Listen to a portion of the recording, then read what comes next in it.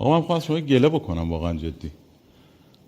بله شما بعد از صبح کله صبح اومدی اینجا بله، از بله. خسته نباشی با گله شروع می‌کنی، بله، من بله. میشم میرم اصلا. بله. تو گله‌تو بکن.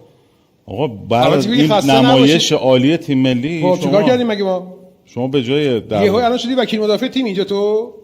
ما کجا بعد گفتیم خدا خب وایسی من بگم دیگه. چی از همون اول شروع کردی توپو بذاری بستی من شروع بگم کردی. دیگه. بدید من حرف بزنم. بگو.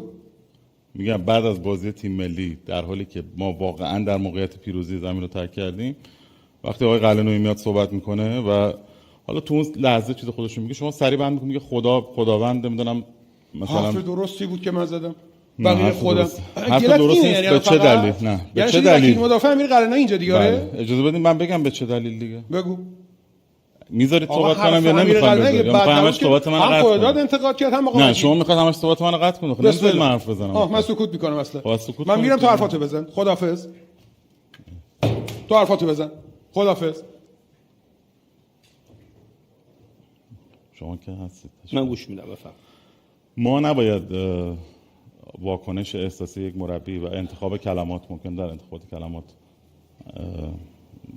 مثلا تمرکز منو به هم زده. بسیار کارت غیر حرفه‌ای بود آقا جان. اصلا غیر حرفه‌ای نیست. بله. صدام قطع کردم دیگه، خودت میدونی برنامه خودت. خداحافظ. خدا نگهدار.